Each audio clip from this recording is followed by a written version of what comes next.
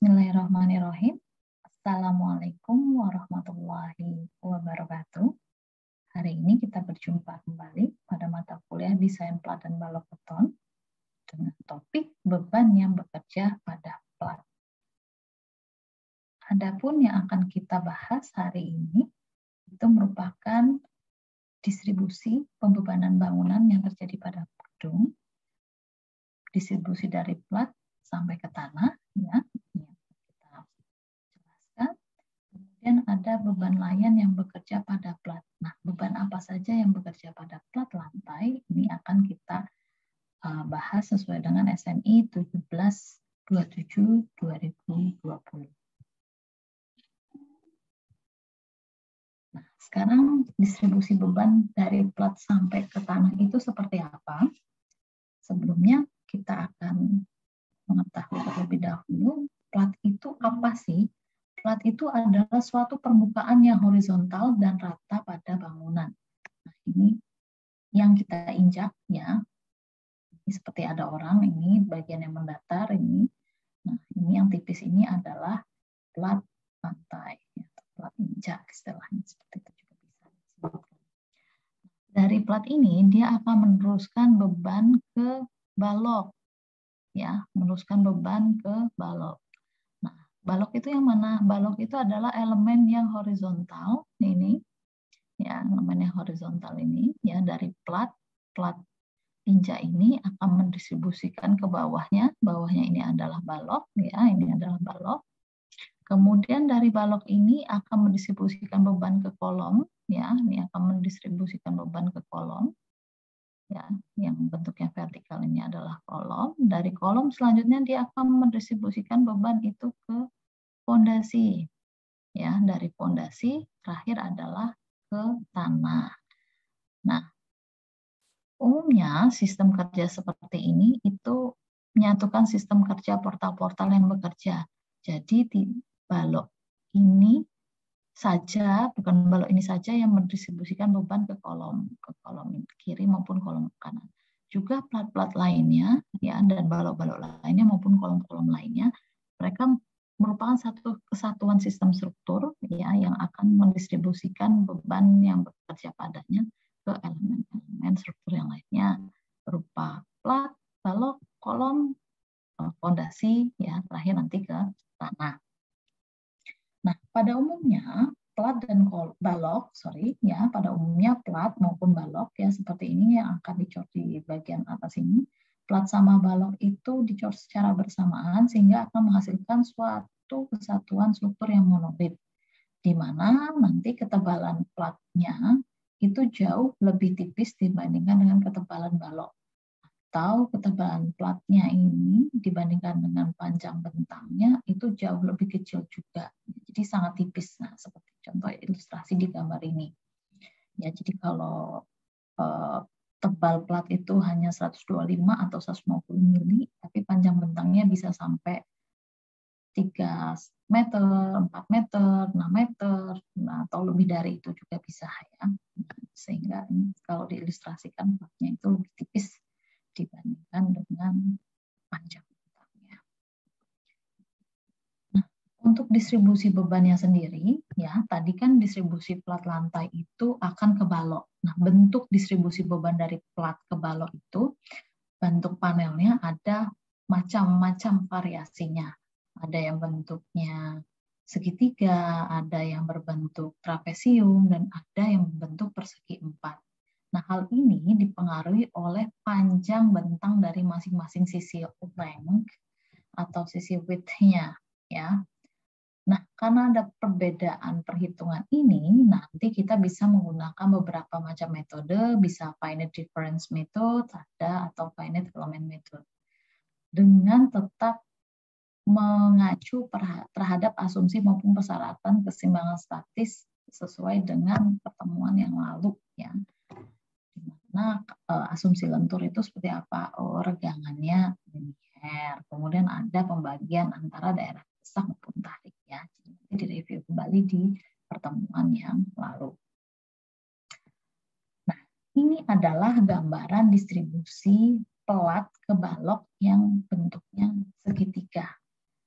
mana sih baloknya? Baloknya itu yang warna biru tipis ini, plat itu yang warna putih yang dikekang oleh balok-balok, kemudian yang kotak ini adalah kolom. Karena L2 sama dengan L1, ya, lebar sama panjangnya itu sama, maka distribusinya berbentuk segitiga ya dengan sudut 45 derajat. Kemudian jika ketemu nanti lebar baloknya, lebar platnya itu lebih daripada ya panjangnya atau L2-nya dibagi L1 itu kurang dari 2, maka nanti distribusi beban plat ke balok ini akan ada 2. Yang pertama berbentuk segitiga, yang kedua berbentuk trapesium. Nah, yang bentuk segitiga ini terjadi pada bentang yang pendek. Bentang yang pendek bentuknya nanti pembaginya adalah segitiga. Sudutnya sama, tadi ya sekitar 45 derajat. Ya, jadi ini L1 ya. Ini L1. Kemudian ini karena 45 derajat tadi ya, tinggi ini akan sama dengan L1. Nah, selanjutnya pembagian trapesium ini seperti apa? Pembagian trapesium, beban distribusi trapesium ini berada di bentang yang panjang. Nah, sudutnya tetap 45 derajat dengan ketinggian trapesiumnya ya, itu sama dengan nilai L1. Ya. Selanjutnya juga ada pembagian beban secara segi 4 ya, dengan nilai bentang panjang dibagikan dengan bentang pendeknya itu lebih dari 2. Nah, beban ini akan terdistribusi ke arah tumpuan yang memanjang, ke balok tumpuan yang memanjang, ya, di mana nilainya adalah setengah dikalikan dengan Q kali L1. Ya. Nah, ini adalah distribusi beban tadi mulai dari segitiga, trapesium maupun persegi, dan distribusi dari plat ke balok yang menunggunya. Nah, untuk pembebanannya sendiri berdasarkan SNI 1727/2020, beban gravitasi ya, yaitu beban yang bekerja di plat lantai. Nah, di sini beban yang bekerja di plat lantai itu adalah beban gravitasi yang berupa beban mati maupun beban hidup. Untuk beban mati sendiri, dia akan dibagi lagi atau dipecah menjadi 2 kategori. Yang pertama itu adalah berat sendiri strukturnya atau berat sendiri platnya, dan yang kedua merupakan beban mati tambahan. Ya. Nah, beban-beban ini akan didistribusikan ke balok yang merangka si plat, kemudian dari balok ini akan meneruskan ke kolom, dan terakhir ke fondasi dan tanah. Nah, begitu juga kalau kita ambil pisisan ya, atau satu pisis ya, atau potongan daripada gambar strukturnya ini, ya, ini ada beban gravity load yang akan membebani slab, ya, kita distribusikan ke balok-balok yang mengekangnya, yang secara bentang pendek maupun bentang panjangnya. Ya, balok ini, kemudian dari balok ini akan mendistribusikan ke kolom dan fondasi yang akan didukung oleh tanah. Nah, tadi ya kita bagi beban gravitasi itu menjadi 2 item, beban mati maupun beban hidup, dan beban matinya nanti ada berat sendiri struktur dan beban mati tambahan ya. Nah, yang termasuk dalam beban mati tadi itu beban berat sendiri itu ya platnya ya, dimensi platnya, nanti platnya pakai beton bertulang berarti ada lebar, ada ketebalan, ada berat jenis ya, nanti kita akan mendapatkan beban atau berat sendiri strukturnya. Kemudian beban mati tambahan itu adalah unsur-unsur tambahan, misalnya finishing, mesin-mesin, peralatan, tetap yang merupakan bagian tidak terpisahkan dari gedung. Contohnya di sini adalah berat dari pipa-pipa, saluran listrik, AC, lampu, penutup lantai, elemen arsitektural, mungkin juga ada tamannya yang membebani platnya, ada plafon, dan lain sebagainya. Jadi ini tergantung daripada desain yang membebani platnya itu seperti apa. Misalkan di sini contohnya ya, contoh perhitungan beban mati, misalkan ini ada sebuah plat, Di plat ini kita ada berat sendirinya, ya, berat sendiri plat. Misalkan tebalnya adalah 120 mili atau 12 cm, maka ini kita kalikan dengan berat jenisnya beton bertulang, yaitu 0,12 ya dari senti. Tadi 12 cm dijadikan meter, itu 0,12, kemudian dikalikan dengan berat jenisnya 2.400, itu nilainya adalah 288. Kemudian finishing adukan 2 cm atau spesik ya, karena kita mau ngeletakin marmer biasanya atau keramik, biasanya kan tidak langsung di atas plat, tapi ada adukan mortar yang sebagai perekat antara plat lantai ya, plat lantai beton bertulang dengan keramik. Nah, ini kira-kira tebalnya 2 cm. Kita kalikan dengan berat jenisnya, ya dapat nilainya 42 kg per meter persegi. Kemudian keramik ini misalkan tebalnya 1 cm dikalikan dengan berat jenisnya dapat nilai 24 kg per meter persegi. Kemudian misalkan ada plafon dan rangka, ini ya satuannya. Kemudian ada ducting AC atau elemen mechanical elektrikal lainnya sekitar 25 kg per meter persegi. Dari mana sih angka-angka ini? Kalau berat jenis itu bisa dilihat di PPURG atau Peraturan Pembebanan tahun 87 ya, itu ada nilai berat jenisnya, atau misalkan ada di keramik ya, keramik atau granit atau marmer yang digunakan itu di kardusnya ada tulisan berat jenisnya ya, itu bisa digunakan. Begitu juga untuk plafon atau ME ya, itu diperkirakan beratnya per meter persegi berapa, bisa dari Peraturan Pembebanan tahun 87 juga bisa diambil nilainya setara itu. Jika dirasa masih relevan atau masih sesuai angkanya gitu ya. Nah, dari sini kita dapatkan atau kita totalkan semua beratnya, maka kita akan dapatkan nilai setara dengan 397 kg per meter persegi.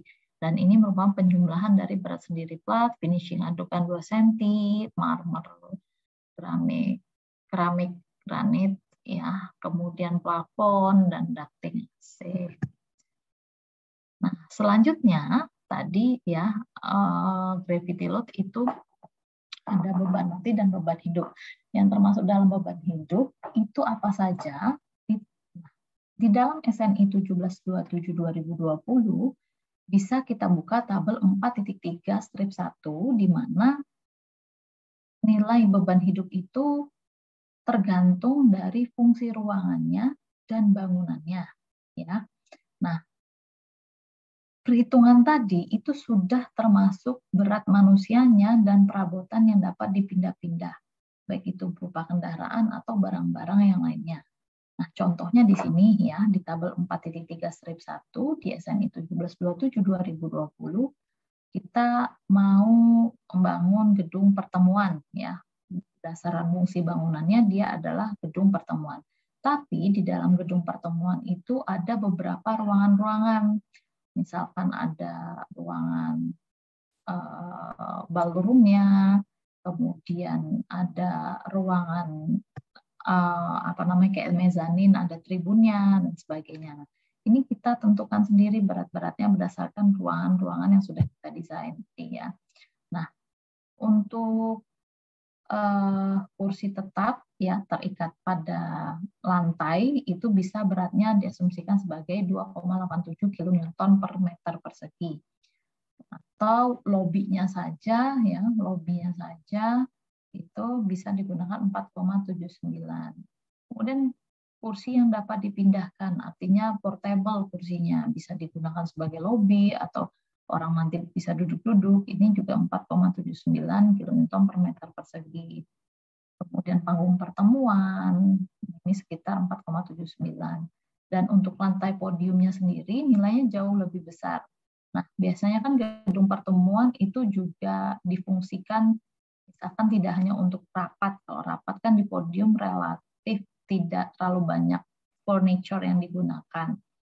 Ya, tapi pada saat digunakan misalkan untuk pernikahan, maka di podium itu akan kita temukan hiasan-hiasan dekorasi untuk manten. Nah, itu beratnya udah berapa. Kemudian orang juga cenderung berfoto di podium itu ya. Jadi ini harus didesain memang besar. Atau misalkan juga digunakan untuk konser misalkan ya. Nah, di situ juga nanti ada alat-alat elektrikal ya untuk musikal. Nah, itu juga cukup berat sehingga ini bisa kita desain sebagai beban lantai podium ya, ini cukup berat 2 kali lipat dibandingkan dengan perhitungan lantai lobbynya tadi. Nah, jadi kita harus menyesuaikan fungsi ruangannya dulu, bangunannya dulu, habis kita cari definisi dari fungsi tiap ruangannya berapa. Jadi sekarang sudah didefinisikan berdasarkan fungsi masing-masing ruangan ya. Ini ada sekolah, ada gudang, ada toko, ada apartemen. Nanti bisa dilihat di tabel 4.3 strip 1. Ya.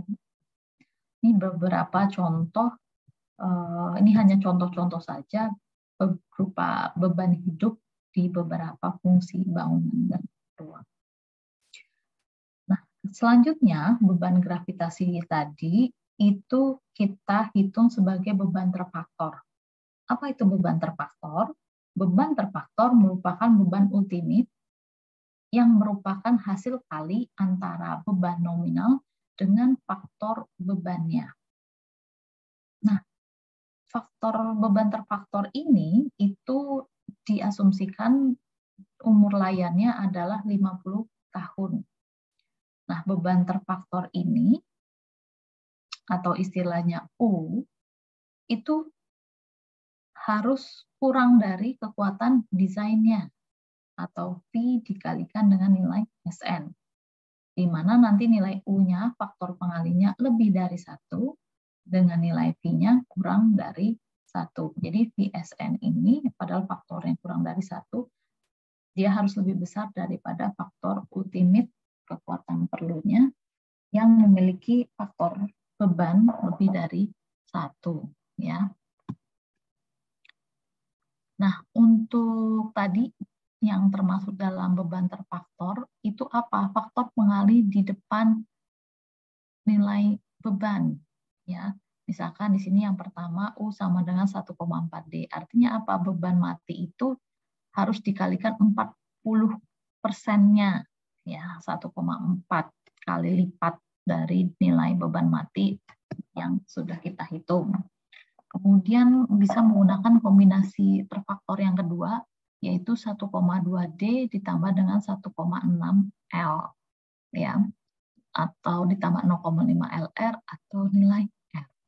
Nah, beban mati tadi dikalikan 1,2, kemudian dijumlahkan dengan 1,6 dikalikan dengan beban hidupnya. Nah, sebagai catatan di SNI 1727/2020 pasal 2.3.1 dan SNI 2847/2009 pasal 5.3, beban hidup itu boleh direduksi sebesar 50%-nya, kecuali yang pertama nilai L tidak lebih dari 4,8 atau 500 kg per meter persegi. Jadi kalau ada fungsi ruangan yang lebih dari 500 kg per meter persegi itu tidak boleh direduksi. Yang kedua adalah area garasi atau parkir kendaraan. Itu pun tidak boleh direduksi.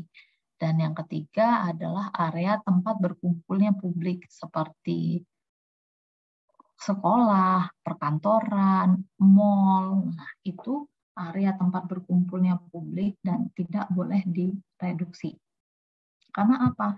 Kalau diperhatikan dari sini ya, beban terfaktor tadi terdiri dari beberapa kombinasi pembebanan. Ada beban mati, ada beban hidup, ada ini gempa. Ya, nah dari sini memperhitungkan kemungkinan yang terjadi seperti apa akibat adanya kombinasi beban-beban itu pada saat yang bersamaan ada kemungkinan terjadinya bareng ya. Misalkan kalau beban mati kan pasti selalu ada, karena dia bersendiri struktur dan perabotan. Nah, kemudian ada beban hidup, ya kadang ruangannya dipakai, kadang enggak. Nah, kemudian ada gempa juga ini yang sewaktu-waktu ya kita tidak bisa memprediksi kapan datangnya juga. Nah, nilai load combination ini ya ataupun beban terfaktor ini nilainya lebih dari 1 karena untuk membantu kita atau angka keamanan yang akan membantu kita untuk mengurangi ketidaksesuaian di lapangan. Misalkan mutu beton yang tidak seragam pada saat pengecoran, atau kemampuan tukangnya juga tidak seragam, atau juga pada saat pengerjaan itu backcastingnya tidak rata, sehingga luasan penampang nanti akan menjadi entah berkurang gitu ya, dan sebagainya. Sehingga faktor-faktor ini kita perlu besarkan, nilainya lebih dari 1. Dan juga misalkan terkadang gedung itu fungsinya selain untuk gedung pertemuan yang tontonannya misalkan konser santai, terus tiba-tiba nanti menjadi konser yang hype atau ngebeat, nah seperti itu dengan penonton yang cukup banyak, maka kita bisa memprediksi beban terfaktornya, beban hidupnya bisa kita perbesar nilainya. Seperti itu. Nah, ini adalah contoh perhitungan beban pada plat lantai yang sudah menggunakan beban terfaktor ya. Nah, di sini untuk beban matinya ya, dari pertemuan atau dari slide yang sebelumnya tadi ya, kita cukup mendefinisikan sebenarnya bebannya ada apa aja gitu. Jadi kita yang mendesain nih, selain platnya di atasnya ada apa lagi sih? Ada spesi ya, handukan 2 cm ini. Kemudian di atas spesi tadi ada keramik, kemudian juga ada plafon, ada rangka plafon atau ducting AC atau apa. Nah, jadi ini didefinisikan lebih dahulu, kemudian kita jumlahkan. Nah, setelah itu ada beban hidup nih. Misalkan kita pakai ruang kelas ya, misalkan sekolahan ya gitu ya. Nah, sekolahan ini ada ruang kelas. Nah, kombinasi plat untuk ruang kelas itu seperti apa nanti ya. Tapi kita definisikan dulu beban hidupnya. Nah, dari tabel 4.3 strip 1 di SNI 17/7/2020, nilainya setara dengan 1,92 kN per meter persegi. Nah, ini beban hidup dan beban matinya jangan langsung dijumlahkan, karena kita harus menghitung load combination dari beban terfaktornya. Nah, berapa sih beban yang dibutuhkan? Beban yang dibutuhkan itu berapa? Nah, beban yang dibutuhkan itu atau beban ultimate itu akan setara 1,2 DL ditambah dengan 1,6 LL ya, maka akan diperoleh nilai sebesar 11,48 kN per meter persegi. Ya, jadi hati-hati, ini bukan DL plus LL untuk kita gunakan sebagai beban ultimate yang diperlukan, tapi harus menggunakan kombinasi. Nah, karena beban plat ini hanya berupa gravity load, ya dari distribusi beban tadi yang sudah dijelaskan di slide sebelumnya, maka kombinasi yang umumnya digunakan ini nilainya 1,2D ditambah dengan 1,6 L. Ya, itu kita gunakan untuk mencari beban ultimate-nya atau beban rencana. Nah, beban rencana ini harus lebih kecil daripada beban yang atau kapasitas yang harus ditahan ya. Nah, jadi namanya nanti penulangan atau beban yang bisa ditahan itu harus lebih besar lagi nilainya ya.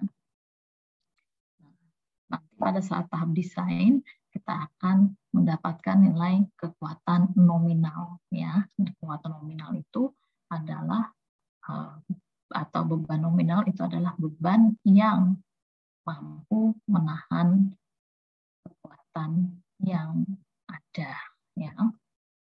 Oke, sekian untuk pertemuan hari ini atau di materi yang pertama ini. Nanti kita lanjutkan ke materi yang berikutnya. Assalamualaikum warahmatullahi wabarakatuh.